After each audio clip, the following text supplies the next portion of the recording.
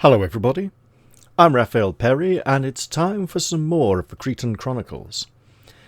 We'll be picking up where we left off, but before we do, this is still the Grimscar campaign map, and I have 6 more expansions for Grimscar to play with, so I may be revisiting that at some point. Now, I'm not particularly happy how things turned out for Ellie Calder in the final episode of our Grimscar adventure.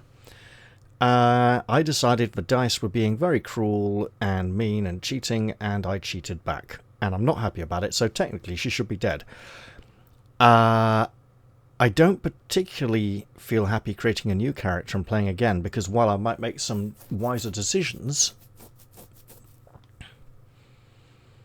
I would have to redo all the work she's done. And I could penalise her in some way. I could reduce the amount of wounds it'll take to kill her in the future, something really savage. But the game's harsh enough as it is, and if I just ensure that I don't give in to pride and say, no, I'm not accepting that, I believe I can continue that playthrough.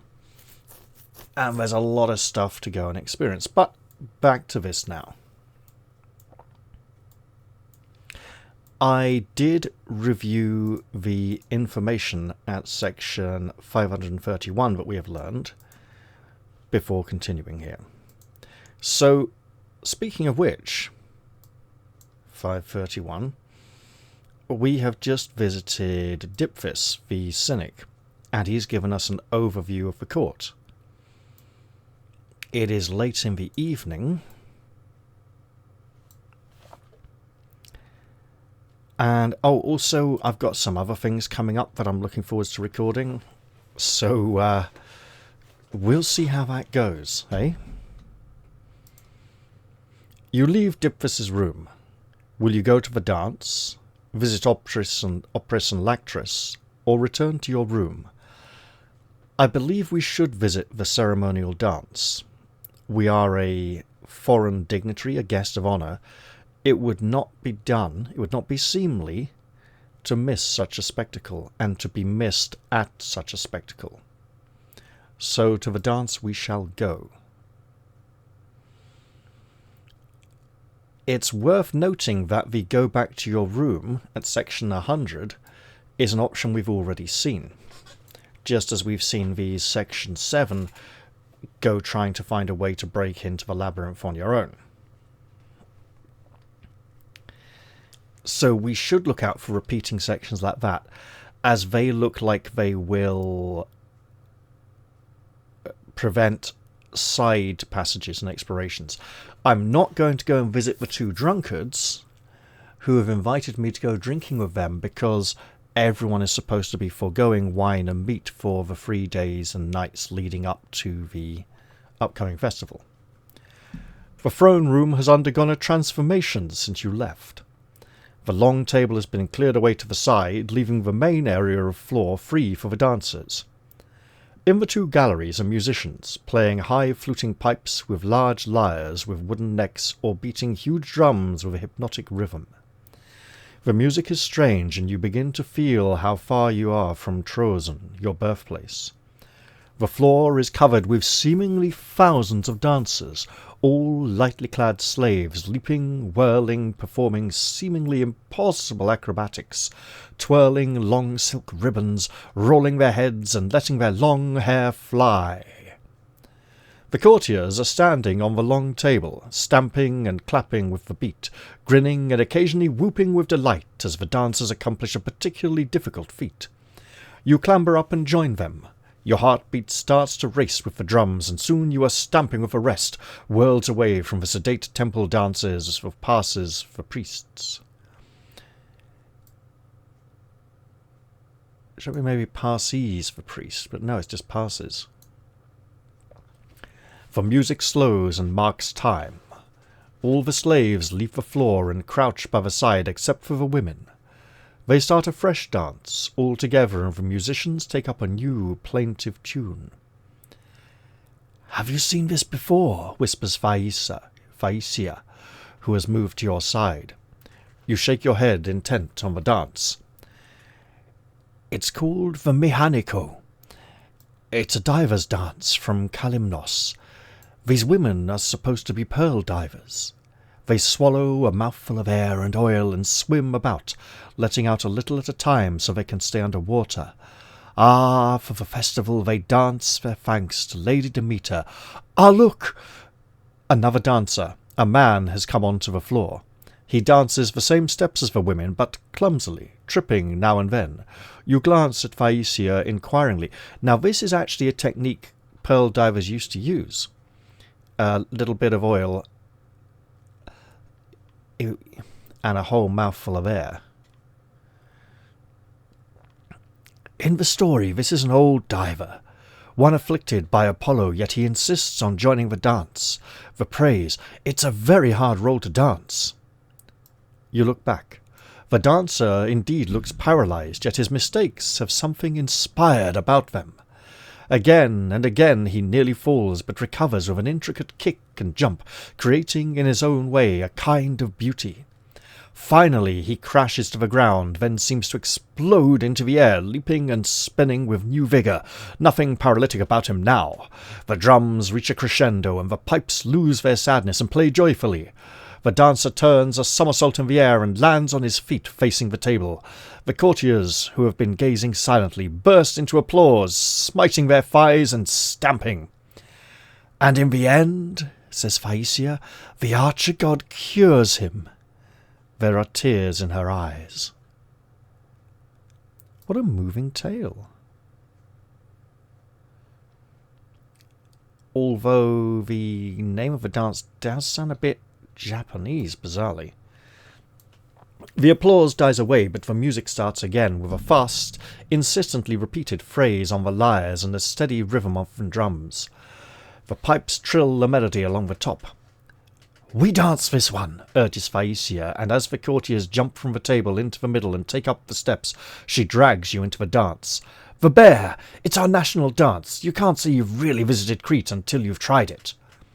And so, shouldn't it be something to do with the bull? I know they've likened Minos to a bear already. And so, unwillingly, you are drawn in and try to keep pace. For a few moments, the music starts steady with the lyre phrase repeating over and over again, and you begin to be able to copy the basic steps, albeit without the Cretan's grace. But then, with a shouted, "Oh, oppa!" the speed picks up, and you begin to become hopelessly lost. There is one bass drum in each gallery, and one of them always keeps the beat, but the other bass and all the other drums weave wild syncopated patterns around it, like a bear cub gambling in the spring. The beat passes from one gallery to the other, and at times seems almost submerged, however hard you strain to distinguish it from the music. But the Cretans appear to have no problem. You stumble around, and the other dancers teasingly copy your fumbles, turning them into different steps again. Then the lyres abandon the repeated phrase and run up and down, each player trying to outdo the other. You lose the time completely, trip and fall on the floor, have one shame point. Well, that's a shame, but we'll just have to take it. We'll have to build up some honour to counterbalance it. The music vamps as you clamber apologetically to your feet, and then begins again, exaggeratedly slowly. This time, as it speeds up, you're able to follow it, and you finish the dance flushed with triumph, breathing heavily. Phaecia leads you off to the side. "Let's go outside," she says, seemingly scarcely out of breath at all. "It's cooler." We could go with her, or stay at the dance. Well, you know, a nice walk out in the evening breeze with an attractive young lady on the balcony would be very nice. But we're supposed to be trying to find opportunities to sneak away and learn the art of bull leaping for our confrontation with the Minotaur. Additionally, let's bear a couple of things in mind here about Phaecia in particular. First off, this is a story set in ancient Greece. Probably Bronze Age Greece, not Iron Age yet. Bronze Age Greek culture was very, very manly. And I mean this in two very specific ways. Firstly, a certain Greek philosopher believed that women were incapable of rational thought, as evidenced by the garbage that comes out of their mouths. He was like, just listen to them. They can't be thinking when they say half that stuff. What a load of nonsense. I mean, obviously he was more intelligent than that. Doesn't mean we have to agree with him nowadays. Doesn't mean we have to disagree either. Hey, you're welcome to have your own opinions. And secondly, the ancient Greeks believed, and this wasn't just the thought of one philosopher, this was a whole cultural thing, that it was impossible for a man to love a woman until an older man had trained him to do it first.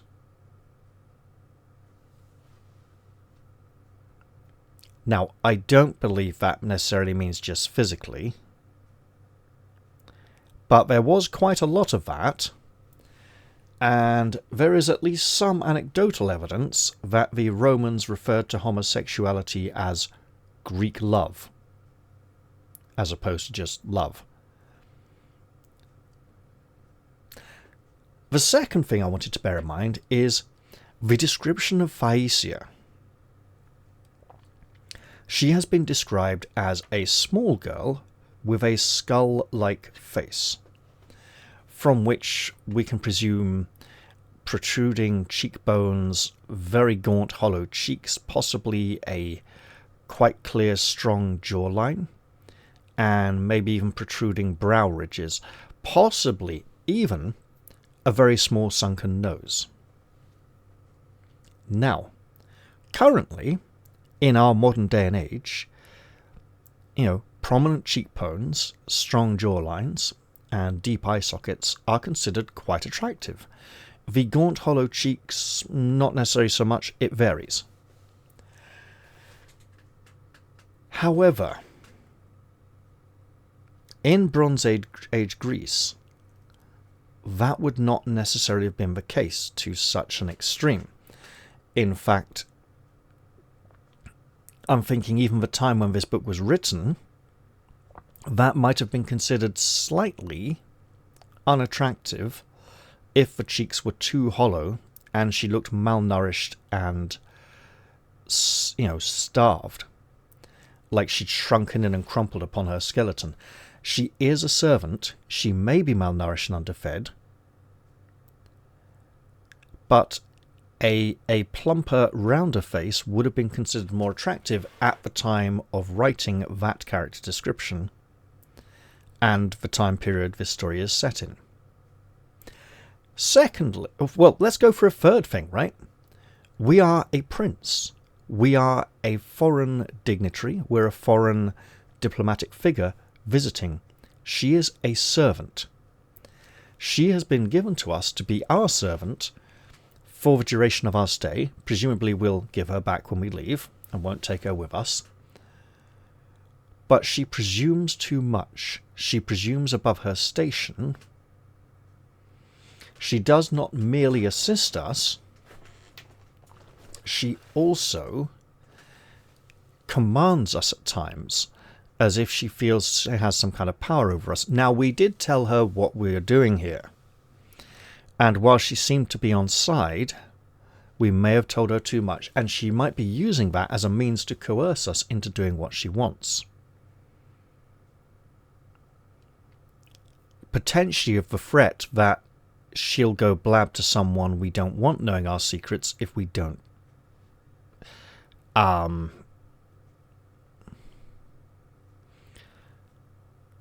had the phrase, it was going to be much better than do what she wants if we don't fulfill her, it's not even desires, it's her little foibles, her little thingamybobs, little things she wants. Or we could stay in the dance. We have been dancing. We're probably very sweaty and out of breath. If we go outside on the cool balcony, we don't know how long we're going to stay there. So let's stay here in the dance hall for now.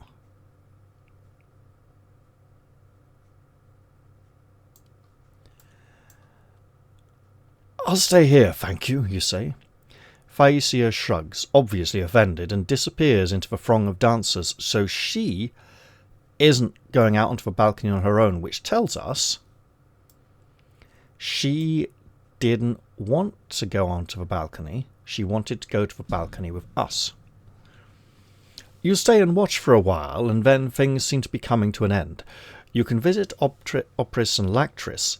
I believe that's the same section we were given to go visit them earlier, which means then that going to visit them would mean missing the dance, presumably. Or go to your room and sleep. Maybe now is the time to leave the dance hall and return to our chamber.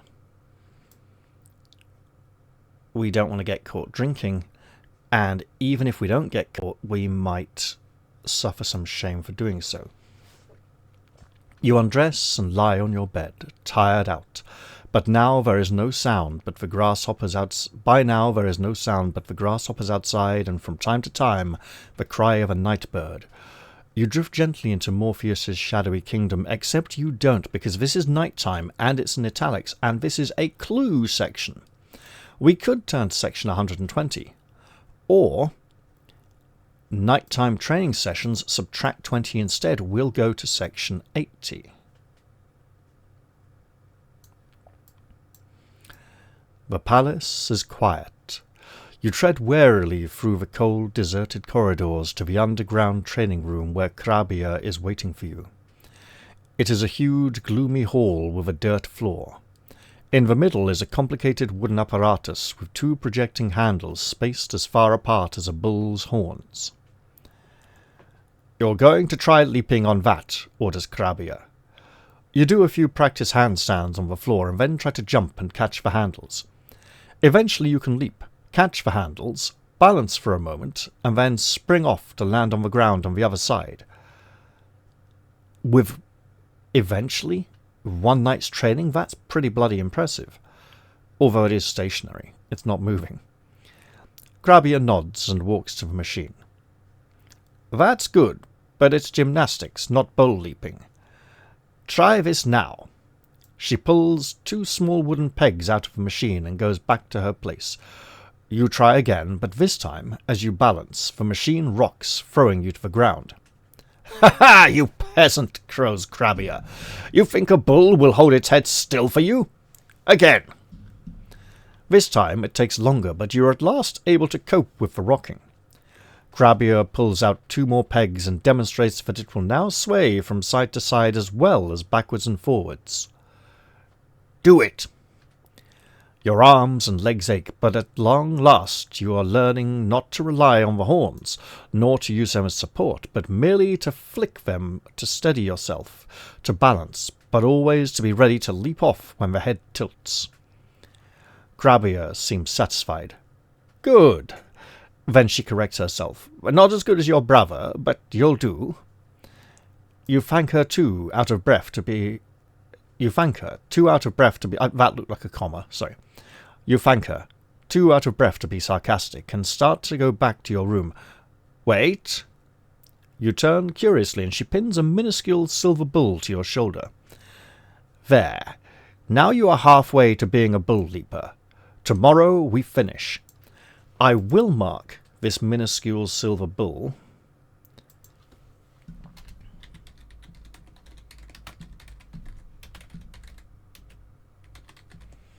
because... No, it could be like a cloak pin. We'll call it a pin, fine. It's just, I don't like Americans calling badges pins recently. Add 2 to your endurance and have 1 honor point, which will make up for the 1 shame we got at the dance, which we could have skipped and just gone straight to our room. You return to your room exhausted and catch some sleep. Well, that's adding endurance points for exhausting training. Our intelligence is 4. I don't know why I haven't written that in there. I'm going to put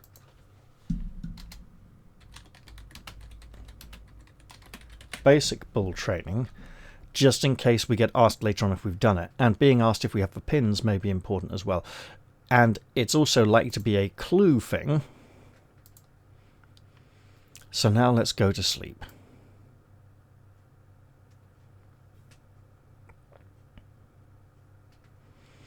And hope Phaecia isn't too upset with us. The day dawns brightly, and you awake refreshed, with no trace of headache. You dress and go to the first meal of the day. Well, yeah, no trace of a headache because we haven't been drinking heavily, presumably. Anyway, we still want to be on the lookout for Lembra at some point.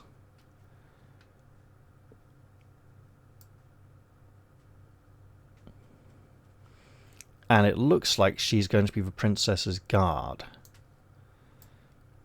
And if we're following the legend, we do want to meet Princess Ariadne and have her fall in love with us, and aid us and support us in this quest.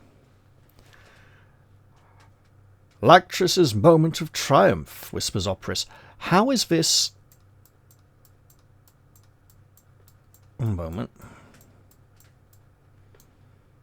No. Free... It feels like we've gone to the wrong section. 80...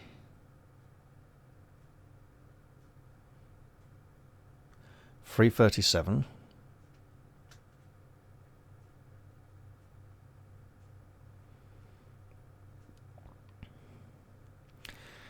That feels like a mid... No, go to 377. It feels like a mid-conversation line, not an opener. Lactris's moment of triumph, whispers Opris. Look at him practicing his modest expressions. He smiles with no trace of malice. This is when they announce the Ephors, right? Yes. Look, that's Noah. There, on Pangrion's right. He indicates a young woman that, with what your mother Aphra used to call an overcast face. Seeing the fondness in his eyes, you mumble something appreciative. Ah, there's Uncle Pangrion getting up. Is this really breakfast? This feels like a wrong section.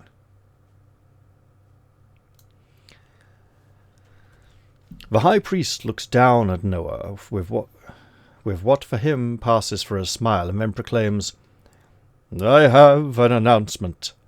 The Ephors for the festival will be Noah and Opris. That is all. He leaves. You cast a surreptitious glance around. Lactris looks like a sailor who sits down to eat a sumptuous feast only for it to be snatched away by the harpies. Opris is surprised and pleased, and Noah has the expression of a little girl who sends a trader uncle away to fetch a gold brooch for her from the east. When he returns of it, satisfaction not only in the gift, but in that the indulgent uncle will do what his niece demands. It occurs to you that you may have misjudged Noah, priestess of Demeter. Well, one moment.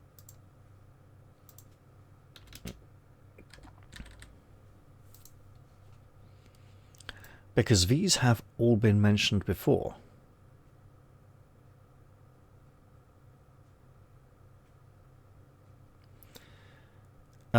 Not 526, 531, right?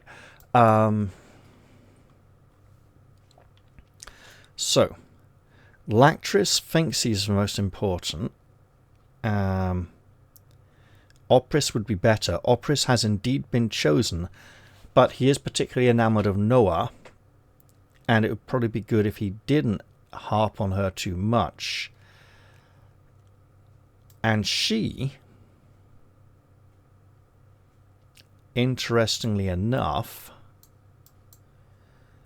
feels like she has manipulated the situation. And Noah has the expression of a little girl who sends a trader uncle away to fetch a gold brooch for her from the east when he returns of it.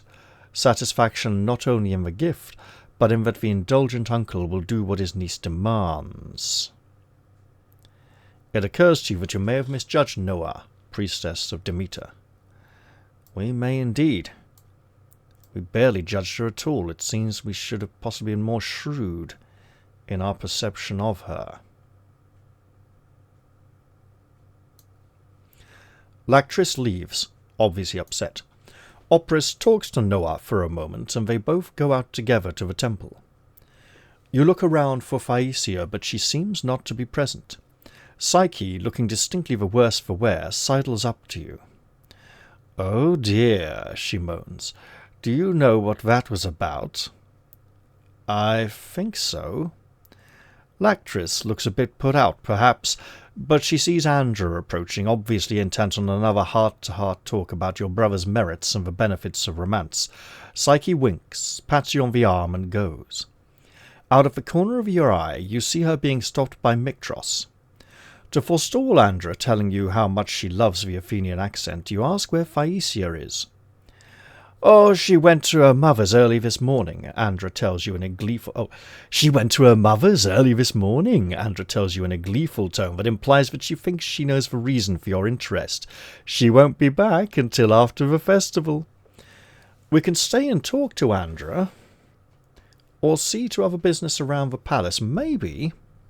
Right, Andra sounds like she's going to talk our ear off, and it isn't necessarily going to help very much. Again, remember, it's a very manly culture, so maybe we don't want to waste too much time speaking to her. She may not have anything too helpful to tell us. She's the gossip girl, right? At least, so let's make our excuses and depart for now. You make an excuse to Andra and go towards the door. "But I hardly even know you," Psyche is saying to Mictros. Polycrates appears out of nowhere and bars your way. "Ah, Altheus, you may wish to put in a bit of boxing practice." Polycrates is the head of the guards who looked like he wanted to arrest us earlier. "I may. Why?" "I'll be in the gymnasium. You can find me there." He gestures to a guard. "You there! Give my compliments to Baloris, and will he see me in the boxing room?" The guard goes out, and Polycrates moves away, saying, "I'll see you then." You go, and as you reach the door, Psyche flings herself around your neck with an "Altheus, darling!" The force carries you, puzzled, out into the corridor. "I don't understand." Psyche disentangles herself and smooths her hair again. "Then you're obtuse. I just saved you from Mictros." She mimics a tragedy mask at his name. "Oh, is that all? I thought Aphrodite was smiling on me." "Look at the fruit, not the rind. It may save you from amorous Andra."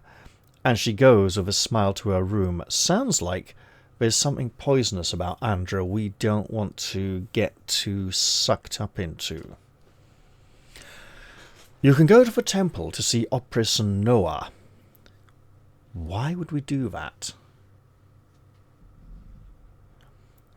Opris likes Noah. She seems to be manipulating the situation a bit, but the High Priest is wise and chose her for a reason. I don't think she has too much power over him just yet.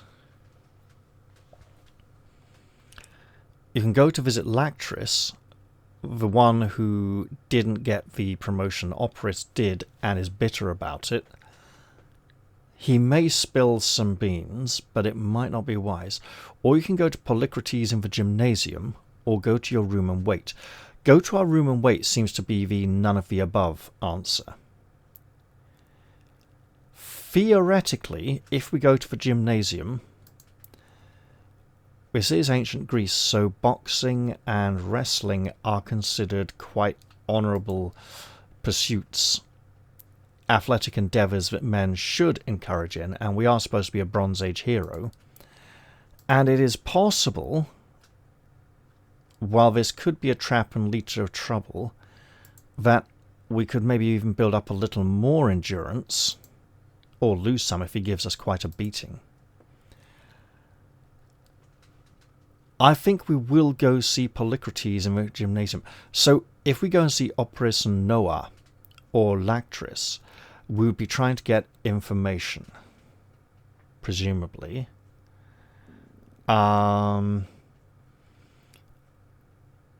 He is the head of the captain. He is the captain of the guards. He's the head of the guards. He doesn't seem to like us very much, and he wants to invite us to some boxing. And is it me, or does that 9 look like it's in italics? It's a bit hard to tell. Right, so we'll take a risk of getting our head pounded in. It's interesting because you would think the wrestling would be more popular than the boxing. You arrive at the gymnasium. The only people there are two guards sparring. In reply to your question, you are told that Polycrates left a few moments before, but that he will probably return. You can go back to your room or wait for Polycrates to return. Trap? So we could go back to our room. I think we wait. He probably had some business to attend to, like pissing somewhere.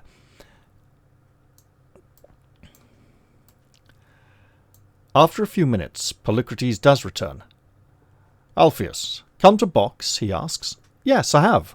Good, let's box. You both bind strips of leather round your knuckles, stripped to the waist, and start to box.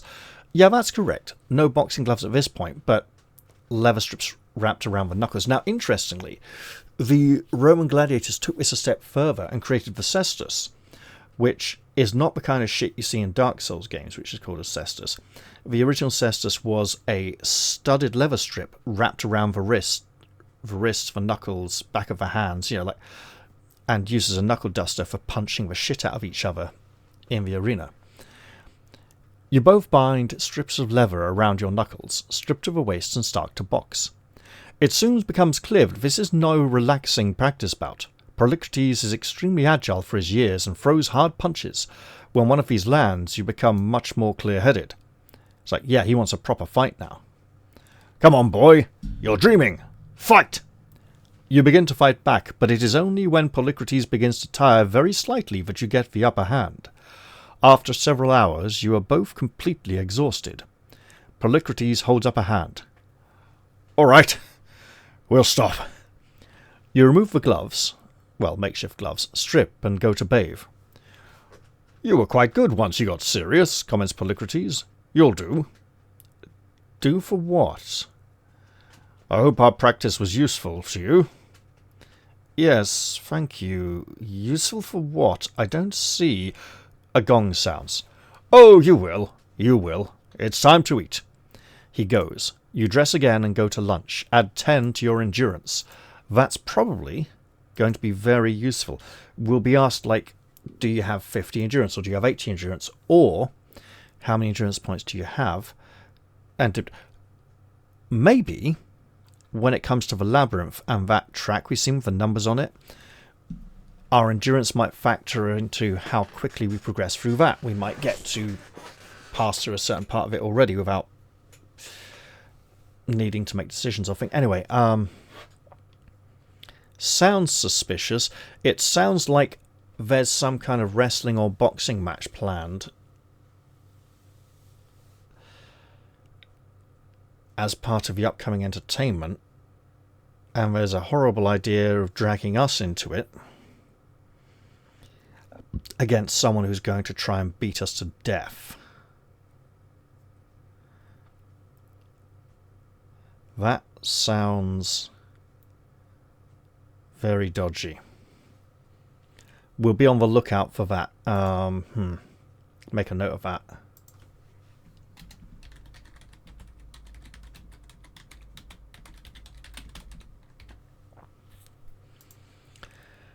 And go to section 109. We are, however...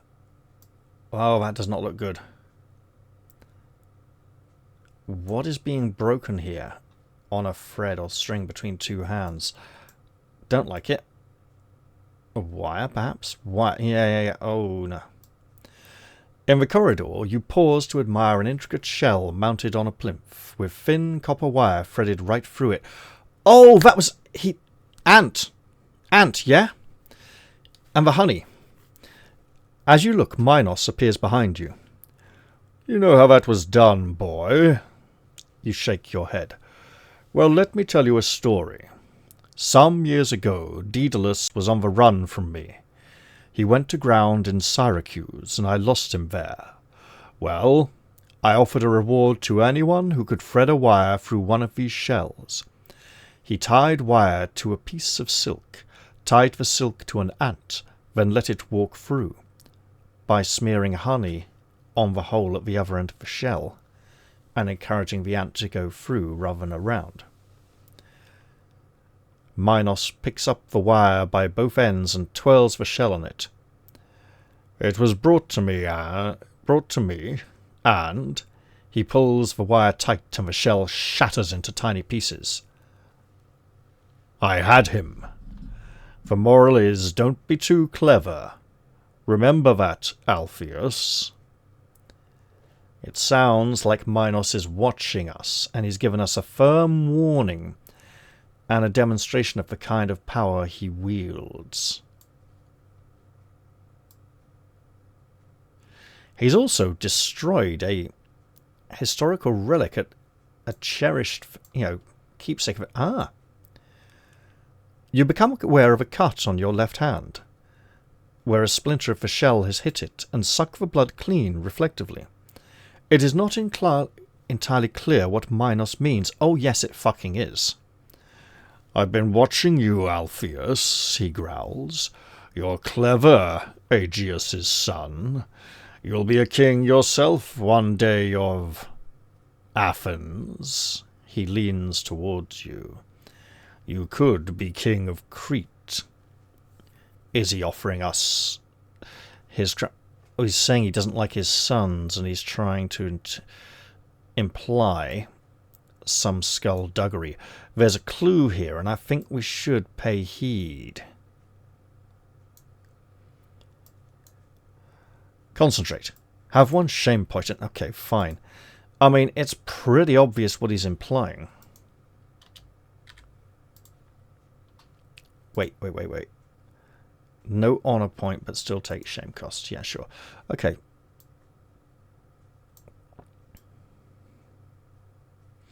That seemed like a you understand exactly what he's meaning moment.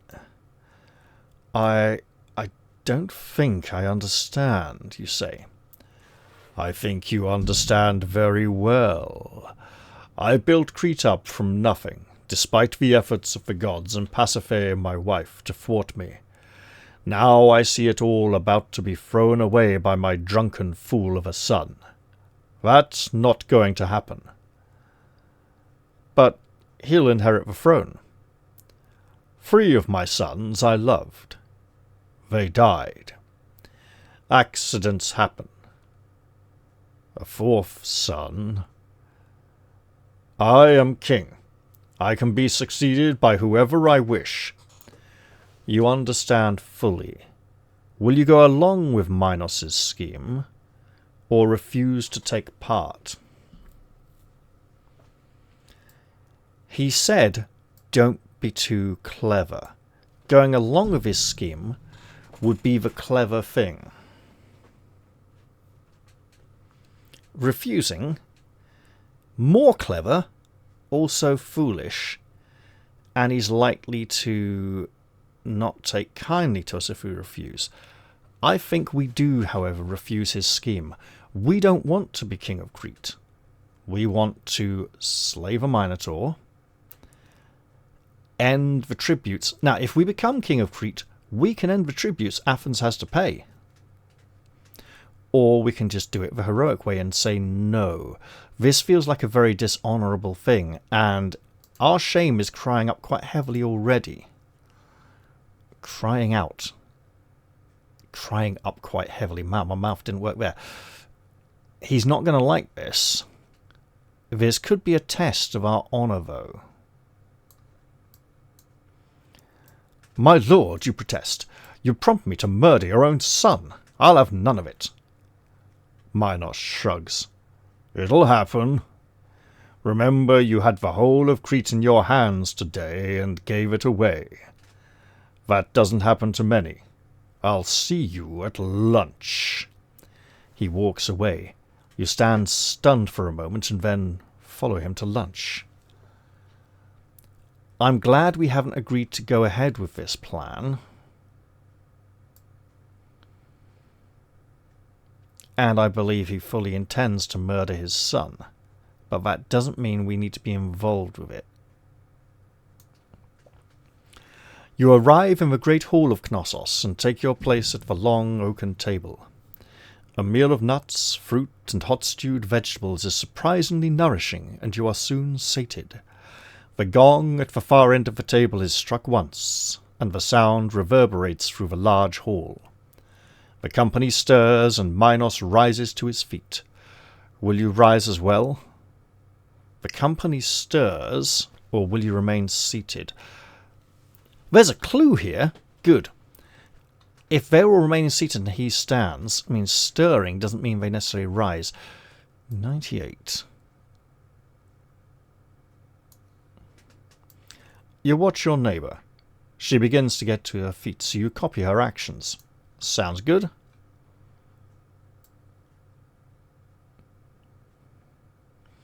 Then again, nobody sits while the king stands. That's just,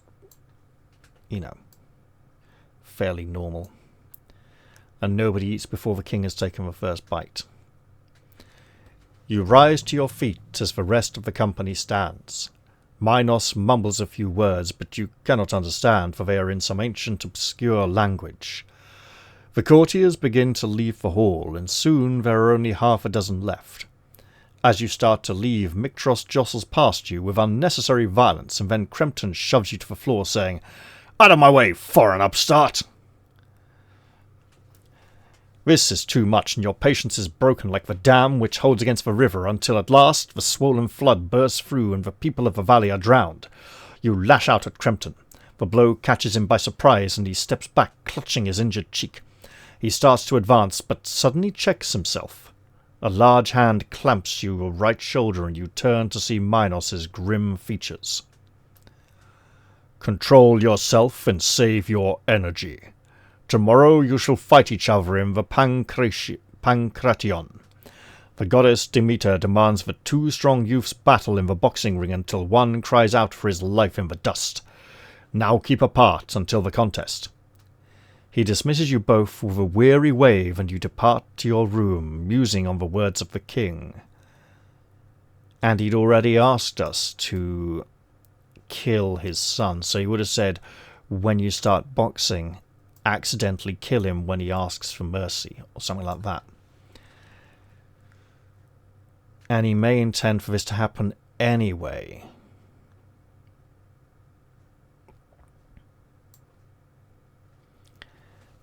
You pace back and forth across the room like a lion which, trapped by hunters in the high hills of Africa and taken to the court of a Nubian king, restlessly prowls around its strong wicker cage before it throws its weight against the bars, breaks out, savages an effete tribal chieftain, and runs sleekly away across the wide plains. Well, yeah, because the bars are just made of bloody wicker. The narrow confines of the room begin to oppress you, and you slump down on the bed. Will you grab some rest so that you'll be refreshed for the evening, or will you investigate Minos' fortress while the palace slumbers? I think we go investigate a bit. We haven't found Lembra yet. Being refreshed for the evening, the boxing match isn't this evening. I say we search, but try to avoid getting into too much trouble.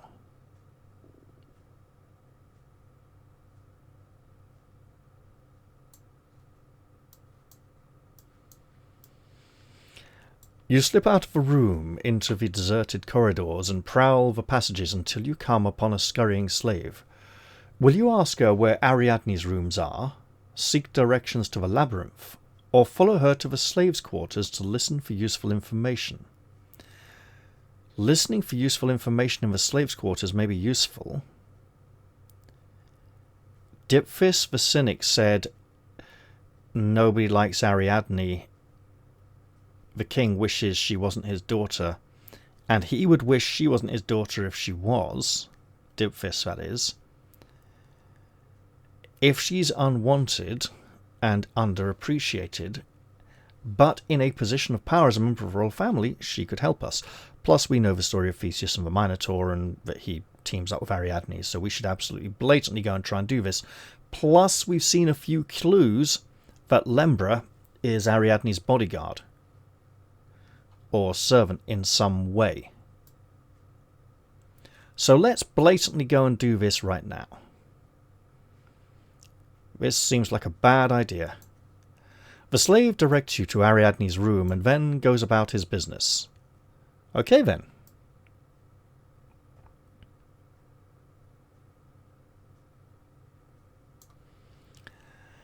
Ariadne's privacy is guarded by a heavy door, but you manage to open it by leaning with all your weight. You stumble inside and come face to face with an Amazon warrior. "Hello, Altheus," she says. "If you've been to prison in Crete, we have not. Therefore..." She recognizes us instantly, so she must know we are coming. Maybe we would have seen her in the prison, or she would have seen us there. "How do you know my name?" you ask. "I am Lembra, trusted Amazon guard of the Princess Ariadne. What do you want of her? Or is it me you're looking for?" "Well, I was hoping to talk to the princess," you reply confidently. "The princess is in my care. She speaks to no man. So leave now, Altheus. Do we have a golden amulet? Was it an amulet, or was it something else?"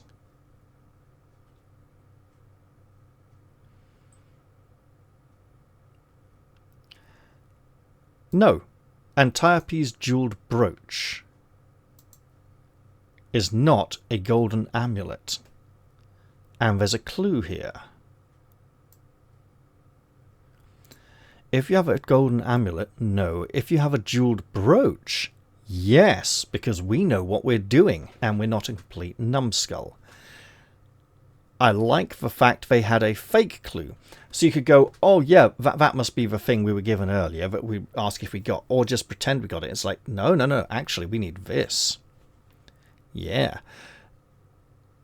I appreciate the fact that the 3 books in the series don't have a uniform section tally, but that it is probably padded out vastly by all the clue sections, including the false clues.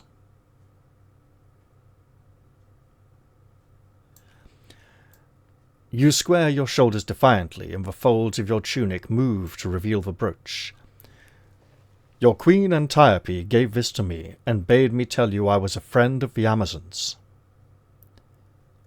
"This must be true, for this brooch is only given to those who have honourably defeated an Amazon queen in combat," says Lembra. She unpins the brooch from your shoulder, and her demeanour becomes more friendly. "Have 1 honour point." Excellent. We're back up to a 10-point difference again. Let's see if we can ever make it to 11. Additionally, I am removing the jeweled brooch, because it doesn't say she gives it back. "You may, after all, speak of the princess. The friendship of the Amazons is hard to win, but once gained, it is a key that unlocks the sturdiest door." She leads you into the inner room. Oh, this looks nasty. Looks like someone's getting done in. Or smashed in the face with a broken bottle or broken... Wait, no. No. It wouldn't be glass, would it? It would be... That's going to be metal, because the amphora would be clay, wouldn't it?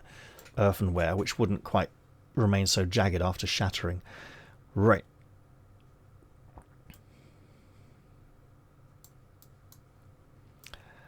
Ariadne's bedroom is sumptuously but scrappily furnished, as if its designer had known what it was to look like, but had lacked the will to carry it through. Ariadne is lounging on a large, cushioned bed, chewing her nails and picking at some needlework. As she sees you enter, she looks up at Lembra with an expression of mild surmise and hope. Not surprise, but surmise. To surmise is to assume something. "This is Altheus," the Amazon tells her, "son of Aegeus, ambassador from Athens." Ariadne nods emphatically. "Yes, I remember him from the feast last night." She brushes a strand of hair out of her mouth. "Wait outside, Lembra." "My lady, no. After Eleudoros, it's more than my head's worth." "Oh, don't be silly, Lembra. I wouldn't touch this stripling. Outside." "What have you been doing, Ariadne? What did you do with Eleudoros? That sounds like trouble. One glance at the princess is enough to dispel any notion that Minos might not be her father. There is the same steely authority when provoked, an authority which even the proud Amazon recognizes. She leaves. Still not entirely sure why we came here, but contact has been made, and that looks like more physical punch-ups. I'm prepared to talk to you, begins Ariadne, waving aside your attempts to talk, because you're my only hope now. When you leave Crete, I want you to take me with you. She misinterprets your silence as unwillingness. I'll make it worth your while, she adds with a trace of contempt. No, I'll take you with me. I was surprised, that's all. Can you imagine what my life is like in this satin cage, waiting for my father to marry me off to some foreign princeling? I mean nothing more to him. This is no life. I tried to get with child by Eladoros to escape this, but we were discovered and he only got away by chance. After that I have Lembra watching my every waking moment. Take this. She reaches into a fold in the cushions and pulls out a ball of thin wool. You turn it over in your hands. What's this for?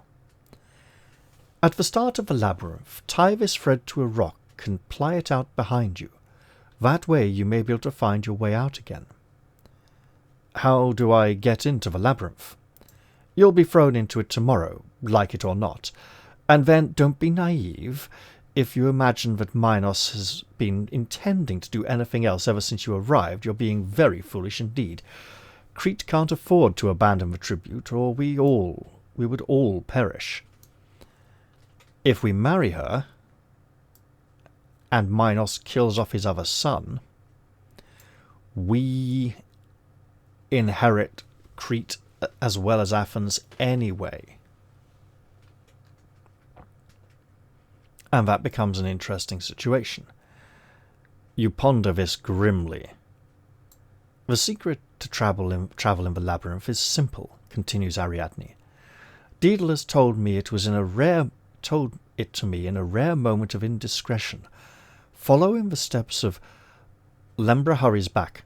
Altheus, there's someone coming. You must leave now. She bosses you out before you can catch any further glimpse of Ariadne. You return to your room. I'm going to make a note of this. First of all, we have the ball of wool.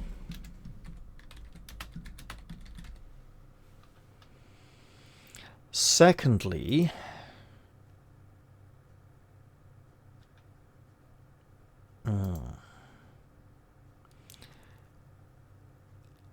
it occurs to me that using the ball of wool to traverse the labyrinth is just like the ant threading the wire through the shell.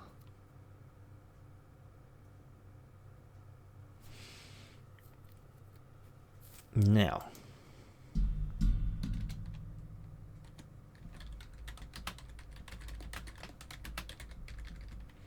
following the steps of... in the footsteps of... meaning there's going to be various clues in the labyrinth. I don't think it's the footsteps of the Minotaur. The Minotaur is lost in the labyrinth. It cannot find its way out. That's the whole point of the labyrinth existing. Would it be the ant? I'm not sure, but maybe we'll get a chance to find out. You return to your room.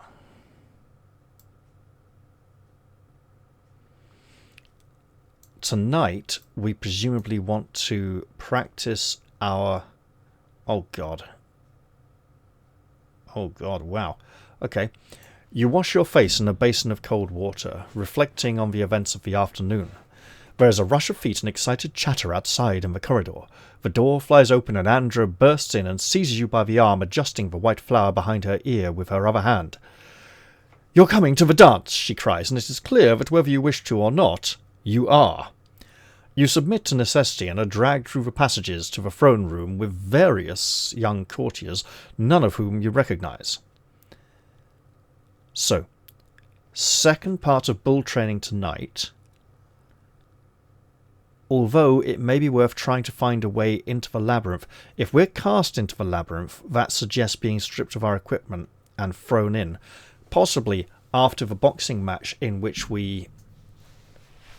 he arranges for us to kill his son. His son may be drunk or drugged before the match, as in intentionally drugged with wine. The large hall is throbbing with people, lost in the ecstasy of the goddess, in the burgeoning spring. In the centre, a few courtiers are already dancing to the strains of a flute. Around the outside, people stand in groups, chatting and occasionally picking at the food that lies on the tables. Across the room you see Opris and Noah, and you head off towards them, Andra dogging your footsteps. Before you can reach the two ephors, the drums start up. The main dance begins, and Andra encircles you around the waist with her eager left arm. Your right arm firmly grips her far shoulder. This is a very modern dance grip. And with your left hand, you seize hold of Psyche to complete the dancing circle around a ritual amphora full of wine. Oh, it's more like a circle dance. Got it. As the drums beat out, the ring moves one way, then the other, oscillating in time with the music. The pace increases, and you, with the rest, begin to kick into the centre of the circle with alternate feet. Apollo is not our patron. We are, however, in favour with Dionysus, which has already been a great boon to us. Otherwise, what would we kick the amphora and break it? Is it terribly bad luck to do so? Dionysus, however, is on our side, and he won't let us do anything bad.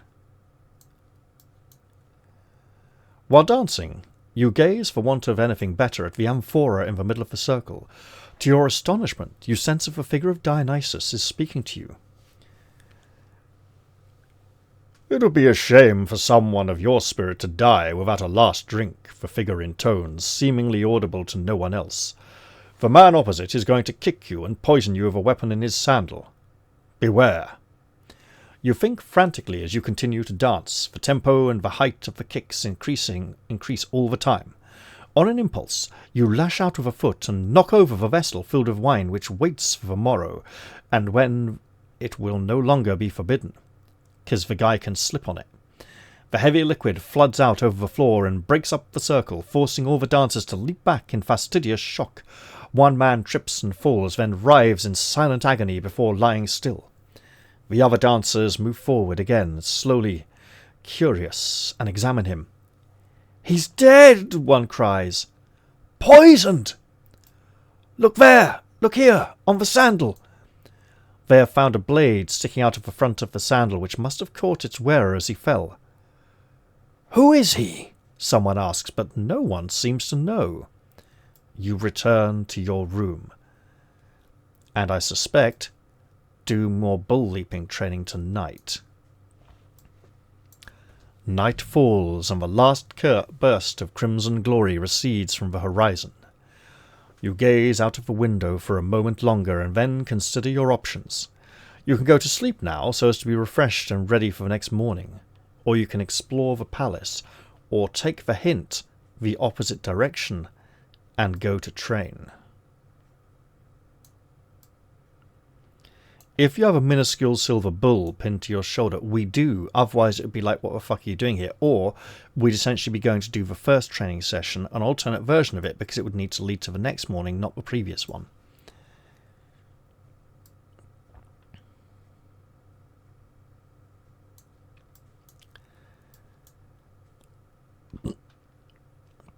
You go to the underground training room, where Crabia again puts you through your paces. At the end of the session, you are exhausted, but far more skilled than before. Crabia seems pleased. "Still not as good as your brother, but not bad at all," she concedes. She gives you a small gold bull to replace the silver one. "As a star pupil," she adds. "Well, we're definitely..."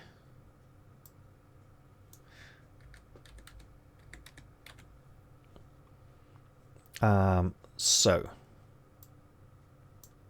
we call that advanced bull training. 5 endurance and 2 honor points. I am suspecting that the upcoming boxing match will feature the endurance points quite heavily. Also, our lack of intelligence points so far may not do us great favours in the future. However,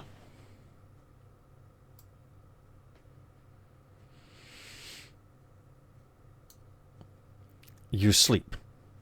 Turn to another section. On the previous page or two, no doubt. Okay, back 2 pages. The morning is bright. The morning of the 3rd day is bright. You are woken by brilliant sunshine pouring in through the window. Today is the festival of Demeter and the day of your fight with Cretan. Today, Minos will decide on the continued tribute from Athens. It is with a sense of foreboding, accordingly, that you dress, wash, and prepare yourself for the day ahead. You can go to the throne room, or wait where you are for something to happen. I think we shall wait here for the very next episode, and I will take a break here at this point. We've achieved a fair bit, and it's well worth continuing. I hope you've all enjoyed this episode, and I'll look forward to seeing you all in the very next one. I'll say goodbye for now. Feel free to let me know how I did in the comment section down below. You know, how badly or how well. And we've got through this entire one without rolling a single die, which is pretty bloody impressive, actually. Hopefully, we've managed to avoid any major pitfalls so far, and I'll see you all in the next episode. I'll say goodbye for now, though, and cheerio, everyone. See you all soon.